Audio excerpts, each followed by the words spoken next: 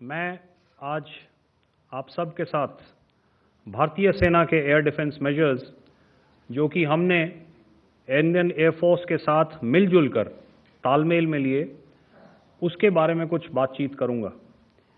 इस विषय में मैंने कल भी कुछ टिप्पणी करी थी, लेकिन आज मैं इस युद्ध के अहम एस्पेक्ट के बारे में आपको थोड़ा और पर्सपेक्टिव देना चाहता हूं। हमें एयर डिफेंस ऑपरेशन सिंदूर के एयर डिफेंस की कार्रवाई को एक कॉन्टेक्स्ट में समझने की आवश्यकता है। मैंने आपको कल बताया था कि पिछले कुछ सालों में आतंक की गतिविधियों का कैरेक्टर जो है उसमें कुछ बदलाव आ रहा था। अब हमारी मिलिट्री के साथ साथ मासूम सिविलियंस जो कि अपना बचाव करने में विफल थे, उन पर भी हमले हो रहे थे। 2024 में जम्मू सेक्टर में शिवखोरी मंदिर को जाते हुए यात्री और इस साल अप्रैल में पहलगाम में मासूम पर्यटक इस खतरनाक ट्रेंड के विशेष उदाहरण हैं। पहलगाम तक पाप का ये घड़ा भर चुका था। उसके बाद जो हुआ उसके बारे में हम कल विस्तार में बातचीत कर चुके हैं।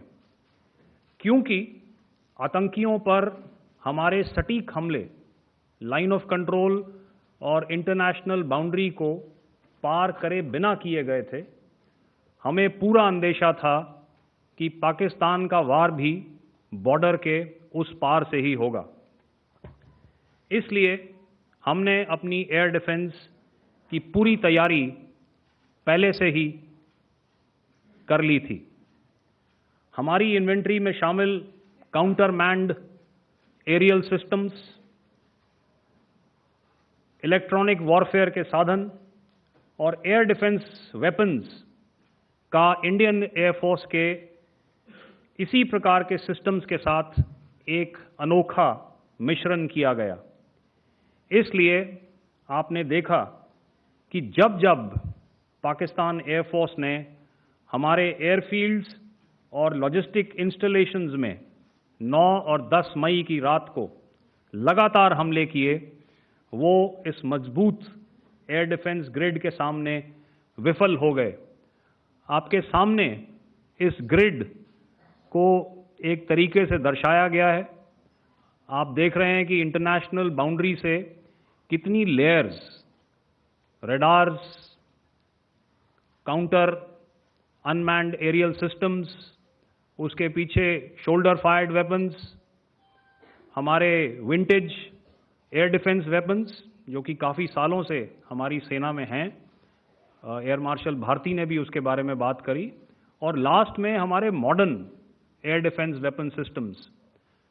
तो कोई मौका नहीं था कि पाकिस्तान एयरफोर्स ये मल्टी टियर डिफेंस को पार करके पीछे हमारी एयरफील्ड्स या लॉजिस्टिक इंस्टॉलेशंस को टारगेट कर पाए।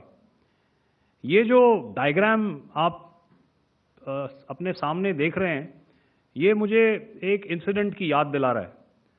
और मैं आपको इस उदाहरण के ज़रिए से एक ये एस्पेक्ट हाईलाइट करना चाहता हूँ। जब मैं स्कूल में था तो तकरीबन मेरे ख्याल से ये 70 का दशक था और उस समय इंग्लैंड और ऑस्ट्रेलिया के बीच में, आज शायद क्रिकेट की बात भी करनी चाहिए क्योंकि मैं देख रहा था कि विराट कोहली ने टेस्ट क्रिकेट से रिटायरमेंट ले ली। कई भारतीयों की तरह वो मेरे भी फेवरेट क्रिकेटर हैं।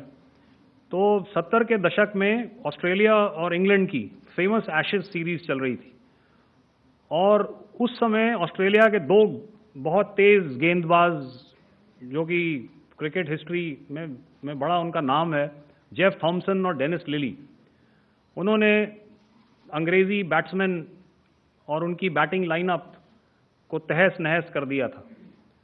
और ऑस्ट्रेलियंस ने उस समय एक कहावत निकाली थी, that from ashes to ashes and from dust to dust, if Thommo don't get here then Lillee surely must.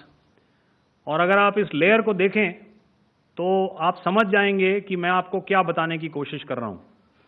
तो अगर आप सारे सिस्टम्स को पार कर भी गए तो आपको फिर भी एयरफील्ड या लॉजिस्टिक इंस्टॉलेशन या जो भी चीज़ को आप टारगेट कर रहे हैं उसमें पहुंचने से पहले कोई ना कोई इस लेयर्ड ग्रिड का सिस्टम ज़रूर गिरा देगा।